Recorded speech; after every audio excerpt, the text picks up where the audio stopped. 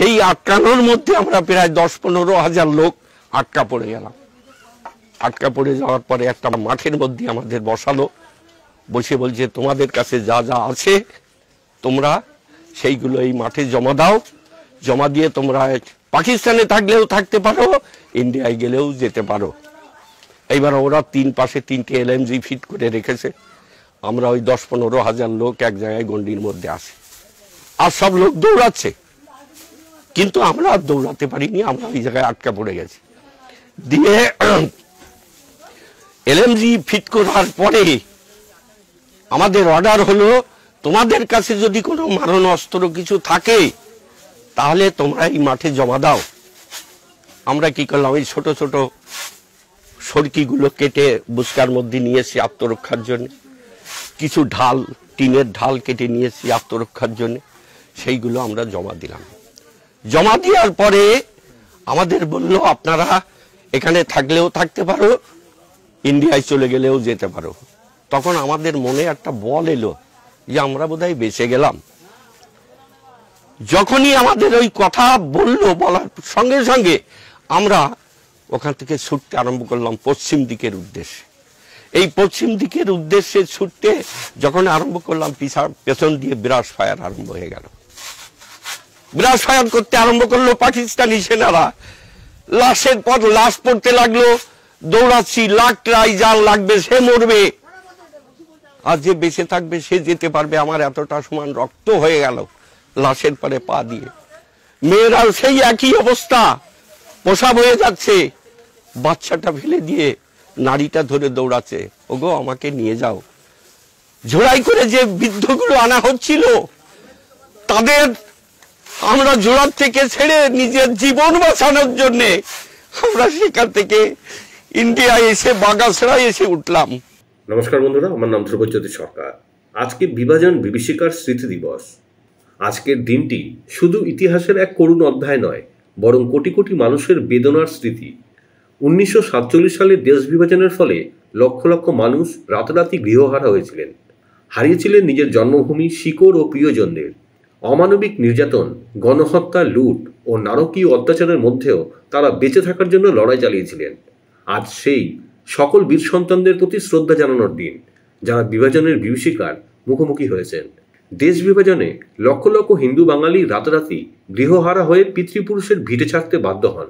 ক্ষুধা, তৃষ্ণা ও মৃত্যু ভয়ের মাঝেও তারা সাহস হারাননি। কারা এই বিভাজন চেয়েছিল? কারা এই ভূমিকে নাপাক বলেছিল? এখনো কি কিছু পাল্টেছে? দিয়েছিল তখন কেউ শান্তি সম্প্রীতির বার্তা? কি অবস্থা হয়েছিল মেয়েদের? এখনো যদি বাঙালি না বোঝে, এই ইতিহাসের পুনরাবৃত্তি পশ্চিমবাংলায় আবারও হবে।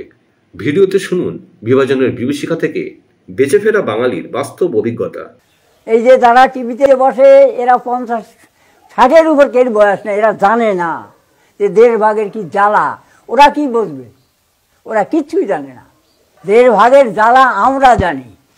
আমরা ওই ব্যারি মেশিনে দৌড়েছি, রাস্তায় রাস্তায় দৌড়েছি, আমরা জানবো না? ওরা জানবে। এরা সব বদমাইশ, নিজের স্বার্থের জন্য এসব করছে ওরা। এতদিন পর্যন্ত কোনো সরকার বলে নাই আমরা নাগরিকত্ব দেব। এই সরকার এসে বললো এটা হচ্ছে ওদের জ্বালা। এই জ্বালা মিটানোর জন্য এসব কথা বলছে। ট্রেন করছে কারা? যারা অধিকাংশ তো ওদের তো হবে ওই বাংলো কেদারা, যেসব মুসলিমরা আসছে বিভিন্ন জায়গার থেকে, তাদের সঙ্গে এ জায়গার মানুষও দৌড়াচ্ছে। যার জন্য হচ্ছে ওরা একারা এত পারতো না। বিরোধী পক্ষ দ্বারা এই সরকারকে ঘায়েল করার জন্য এই চেষ্টা করছে তারা। যে কেউ আজ পর্যন্ত বললো না নাগরিকত্ব আমরা দেব, অথচ এরা বলছে আমরা দেব, অথচ এদের হটাও। একজোট হয়েছে এই কারণ। পারে নাই থেকে তারা আসতে বাধ্য হয়েছে। মাঝে মাঝেই গণ্ডগোল হয়, কেউ সুস্থ থাকতে পারে না। যখনই গণ্ডগোল হয় তখন মাথা খারাপ হয়ে যায়। এই স্থায়ীভাবে যে আমরা থাকবো বিশ্বাস করছে না মানুষ। এখনো মাঝে মাঝে ওই দেশ থেকে মানুষ আসছে, বেশি ভালো না।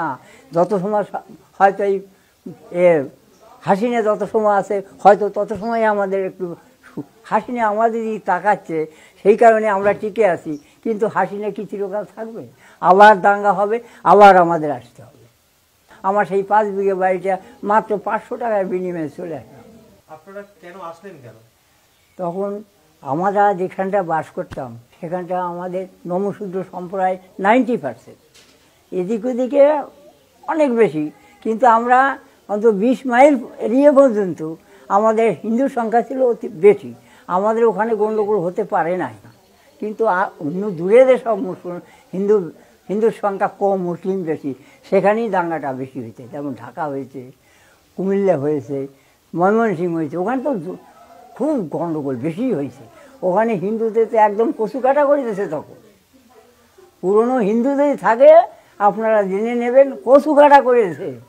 বন্ধুরা, ভিডিওটি ভালো লাগলে দয়া করে লাইক শেয়ার করে দেবেন, আমাদের পেজটা ফলো করে নেবেন, আর আপনার মতামত কমেন্ট করে অবশ্যই জানান। ধন্যবাদ।